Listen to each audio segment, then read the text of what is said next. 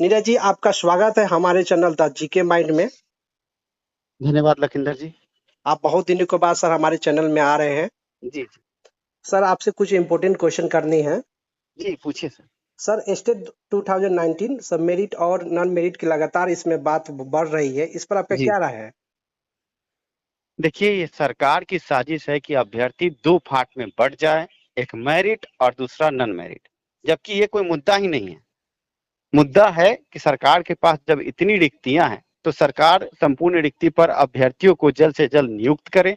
बीच में सरकार ने ये गंदी राजनीति की थी कि अभ्यर्थियों को 2 फाट में बांटे, पर शिक्षा सुधार रोजगार ने इसका कड़ा विरोध किया था और शिक्षा सुधार रोजगार के बैनर तले अभ्यर्थियों का आंदोलन भी हुआ और हमने ये कहा कि ये मेरिट और नॉन मेरिट के कॉलम को हटाया जाए। आगे अभ्यर्थियों के हित में सभी अभ्यर्थियों को सीटों की रिक्ति को देखते हुए इनको बहाल किया जाए। ऐसे में आपको जैसा कि पता होगा, अन्य अभ्यर्थियों को भी पता होगा कि शिक्षा विभाग के उच्च अधिकारियों से लेकर शिक्षा मंत्री तक हम पहुंचे, हमारी वार्ता हुई और कल कल हमारी जो शिक्षा मंत्री से वार्ता हुई, हमने अपने मुद्दे को इतने पुरजोर तरीके से रखा कि जी शिक्षा मंत्री ने अगले 3 घंटे, हमारे वार्ता के 3 घंटे के बाद ही बड़ा लेटर जारी कर दिया, जबकि ये लेटर 29 तारीख को जारी होने वाला था। जी जी उस लेटर में साफ तौर से इस मुद्दे को साफ किया गया कि अब मेरिट और नॉन मेरिट कोई मुद्दा नहीं रह जाता है। अब अभ्यर्थियों को आगे नियोजन इकाई में भेजा जाएगा। पर हमारा कहना है कि अभ्यर्थी जो भी है, वो प्रमाण पत्र सिर्फ अपने पास रखने के लिए नहीं लेते हैं ना। जी जी उनको तो उस प्रमाण पत्र के आधार पर नौकरी मिलनी चाहिए। पहले क्या था कि 37,000 पर 37,000 अभ्यर्थियों को क्वालिफाई करके नौकरी देने की बात थी। पर अब जबकि अभ्यर्थी को भी पता है और शिक्षा विभाग को भी पता है कि जो अभ्यर्थी क्वालिफाई हुए हैं उनके अनुरूप सीट कम है, तो सरकार के पास अभी भी रिक्तियां बहुत है। तो जी सरकार जो रिक्ति है उसको साफ करते हुए जो भी अभ्यर्थी अब मेरिट में आ गए हैं, उन सभी अभ्यर्थियों को नियुक्त करे सरकार। यही मुद्दा है और यही हमारा मांग है। जी जी सर, लेकिन ये दोनों की लड़ाई में सर आपका क्या राय है, क्या हो सकता है सर? देखिए, ये सरकार लड़ाना चाहिए पहले, और जब अभ्यर्थियों ने विरोध कर दिया तो अब कुछ अभ्यर्थी ही इसमें अभ्यर्थियों को लड़ाना चाहते हैं और कुछ ऐसे लोग हैं जो सक्रिय रूप से इसमें ऐसा कर रहे हैं कि मेरिट मुद्दे का अलग केस कर दो और दोनों के बीच में फ्रिक्शन पैदा कर दो, जबकि मुद्दा होना चाहिए संपूर्ण रिक्ति पर संपूर्ण बहाली। आपको हम बता दें कि सरकार के पास अभी भी लगभग लगभग 60,000 सीट है, 37,000 छोड़कर। अगर 37,000 सीटों को 60,000 में जोड़ते तो लगभग लगभग 1,05,000 या 1,04,000 सीट होता है। तो हमारा कहना है, जब सीट की रिक्ति इतनी है और जो आपके शिक्षा के प्रधान सचिव है, उन्होंने 12 मार्च को जब रिजल्ट प्रकाशित किया, जी उन्होंने साफ लफ्जों में कहा कि हम सीटों को हम रिकैलकुलेट खड़े करेंगे, हैं। किसकी नियुक्ति हुई किसकी नियुक्ति नहीं हुई, इसको देखते हुए आगे हम बहाली प्रक्रिया को आगे बढ़ाएंगे। जी और जब ऐसा उन्होंने कह दिया, इसका मतलब क्या है कि सीटों को रिकैलकुलेट करने का मतलब कि वो इसमें सीट जोड़ना चाहते हैं। तो जी जी हम आगे एक पीआईएल दायर करने जा रहे हैं। मंगलवार तक पटना हाईकोर्ट में हमारा पीआईएल होगा।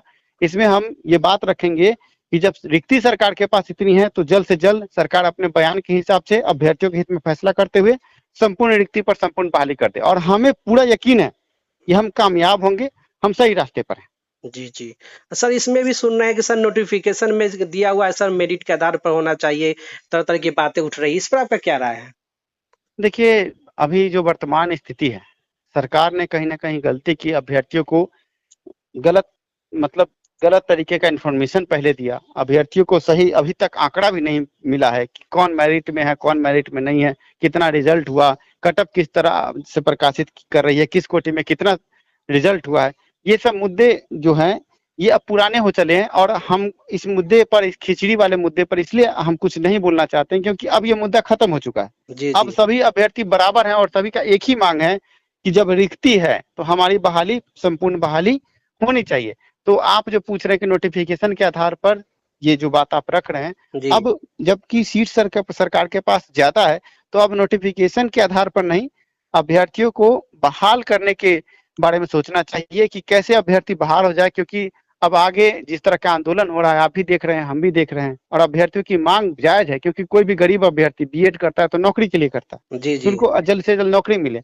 और अभी जो स्थिति है, अगर इस तरह का जो केस मुकदमा का जो कुछ लोग बात कर रहे हैं वो तो भरमार है ना। जब जी सरकार तैयार है कि हमारे पास रिक्ति भी है और हम सीटों को रिकैलकुलेट करेंगे, तो हमारा मांग होना चाहिए कि बहाली हो, ना कि नोटिफिकेशन के चक्कर में अभ्यर्थियों को फंसाया जाए। जी।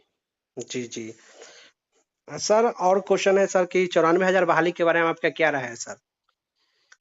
देखिए, ये बात लगातार हमारे पास अभ्यर्थी भी फोन कॉल कर रहे हैं कि सर सीटेट दिसंबर और जनवरी अभ्यर्थियों के बारे में आप कुछ बोल नहीं रहे हैं। 94,000 की बहाली में क्या सीटेट दिसंबर और जनवरी अभ्यर्थियों को मौका मिलेगा? ये बड़ा सवाल है और आपके चैनल पर भी बहुत सारे अभ्यर्थी कमेंट करते हैं, हम देखते हैं आपका चैनल। जी जी तो देखिए, 94,000 शिक्षक बहाली में सीटेट दिसंबर अभ्यर्थियों को हमने पहले ही समझाया था, अभी भी समझा रहे हैं कि आपका PLPA पटना हाईकोर्ट में दाखिल है। जुलाई जी महीने में इसकी सुनवाई हमने प्रस्तावित की है। लगातार हमारे अधिवक्ता केस को मेंशन करना चाह रहे हैं। समस्या ये है कि अभी कोरोना काल और हाईकोर्ट में जो ग्रीष्मकालीन छुट्टी थी, अभी इतने केस पेंडिंग हो गए हैं कि हाईकोर्ट जल्द से जल्द संज्ञान नहीं ले पा रही है। ऐसे स्थिति में जुलाई में अगर सुनवाई होगी तो आगे कुछ निकल पाएगा। लेकिन सबसे बड़ी बात यह है कि अभी जो सरकार ने शेड्यूल निकाल दिया जी और अब जुलाई महीने में नियुक्ति की बात भी कर रही, नियोजन की बात कर रही है और कैंप के माध्यम से, ओपन कैंप के माध्यम से नियुक्ति पत्र बांटने की भी बात सरकार कर रही है। जी जी तो आप समझ सकते हैं कि आखिरी दौर आ गया है जी और आखिरी दौर में केस मेंशन एक्सेप्ट नहीं हो रहा, तो कहीं ना कहीं अब अभ्यर्थियों को 7वें चरण की तरफ जाना चाहिए। हमने शिक्षा मंत्री को इस संबंध में ज्ञापन दिया है और शिक्षा मंत्री ने आश्वासन दिया है कि लगभग 60 जी से 70 हजार सीटों पर जो जी बिहार टीटी और जो अभी जो ये सब जो बहाली चल रही है, जी इसमें जी सीटेट दिसंबर और जनवरी अभ्यर्थियों को अगले 7वें चरण में लगभग 60 से 70 हजार सीटों पर आगे बहाली की प्रक्रिया आगे बढ़ाई जाएगी, ये आश्वासन मिला। तो हम इस आश्वासन को हकीकत में बदलने के लिए लगातार ज्ञापन के द्वारा सरकार पर दबाव डाल रहे हैं और जब भी हम शिक्षा मंत्री से मिलते हैं या उच्च अधिकारियों से मिलते हैं, हम ये मुद्दा जरूर रखते हैं। और अभ्यर्थियों को हम बता दें कि 7वें चरण की बहाली सिर्फ स्टेट की बहाली नहीं होगी, सीटेट दिसंबर और जनवरी अभ्यर्थियों के लिए भी हम सीट की बात कर रहे हैं और डोमिसाइल के साथ बहाली है, इस कारण उनकी बहाली सुनिश्चित हो जाएगी। कोई भी अभ्यर्थी घबराए नहीं, 7वें चरण में सीटेट दिसंबर और जनवरी अभ्यर्थियों की बहाली पक्की है। ऐसे में आप अभ्यर्थी इस कोरोना काल में जो घबरा रहे हैं कि आगे उनको रोजगार कैसे मिलेगा और 7वां चरण कब आएगा, तो हम आपको बता दें कि आज जैसा कि प्रधान सचिव का एक ऑडियो वायरल हुआ कि 90 दिन के अंदर हम इस जी पूरी बहाली प्रक्रिया को आगे बढ़ाएंगे 7वें चरण की। जी तो 7वें चरण की जब बढ़ेगी तो उसमें अगर सीट अगर नया 30 से 40 या जो सरकार ने 60,000 के लगभग में कहा है, अगर वो सीट अगर उस पर बहाली होती है तो आप अभ्यर्थियों की होगी और लगभग 20 से 25 हजार इनकी संख्या है। आप समझ सकते हैं कि सभी अभ्यर्थी नौकरी में चले जाएंगे। इसलिए अभ्यर्थी घबराए नहीं, आगे शिक्षा सुधार रोजगार के चैनल के साथ या जीके माइंड के साथ बने रहे, आगे हम लोग आपको उचित खबर देंगे। जी जी सर, एक अंतिम क्वेश्चन है सर, कल जो आंदोलन होने वाली है स्टेट अभ्यर्थियों के द्वारा, इस पर जी आपका क्या राय है सर? देखिए, आंदोलन तो जरूरी ही है क्योंकि सरकार अंधी बहरी गूंगी सब हो गई है। तो ऐसे जी में जो अभ्यर्थी आंदोलन कर रहे हैं वो गलत नहीं कर रहे हैं। सरकार पर दबाव बनेगा तभी सरकार संपूर्ण रिक्ति पर संपूर्ण बहाली करेगी। ऐसे में कल हमने भी गांधी मैदान में एक बैठक बुलाई है। जी दोपहर 12 से 3 के बीच में ये बैठक गांधी मैदान में होने वाली है। हमारे जो भी अभ्यर्थी हैं पूरे बिहार के वो पहुंच रहे हैं और बैठक में हम लोग सभी मुद्दों को साफ करेंगे कि आगे अब संपूर्ण रिक्ति पर संपूर्ण बहाली कैसे हो। आगे हम एक PIL भी कैसे दायर कर रहे हैं उस पर भी हम चर्चा करेंगे। तो कल हमारी भी बैठक है और कल आंदोलन भी है और इसके अलावा 29 तारीख को भी एक आंदोलन है। जी जी तो देखना ये है कि इन आंदोलनों का सरकार पर क्या असर पड़ता है, पर हम मजबूती से खड़े हैं और हमें पूर्ण विश्वास है कि अभी जो ये स्टेट की बहाली है या सीटेट या दिसंबर सीटेट या जनवरी का मुद्दा, ये सभी इस साल समाप्त हो जाएगा और अगले साल सभी स्कूलों में होंगे। जी जी, बहुत बहुत धन्यवाद सर आपको, जो आपने कीमती समय दिया हमारे चैनल में। धन्यवाद लखिंदर जी। और मैं आपके चैनल के माध्यम से अभ्यर्थियों को ये कहना चाहूंगा कि जीके माइंड चैनल को आप सब्सक्राइब करें क्योंकि ये सच दिखाते हैं और इन्होंने जो भी अभी तक वक्तव्य दिए हैं आपने देखा होगा, आपने इनको प्यार दिया है। तो मैं नीरज आप अभ्यर्थियों से कहूंगा कि जरूर से जरूर इस चैनल को सब्सक्राइब करें। आपका एक भाई है जो आपको सच दिखाने की कोशिश करता है और सच बताता है।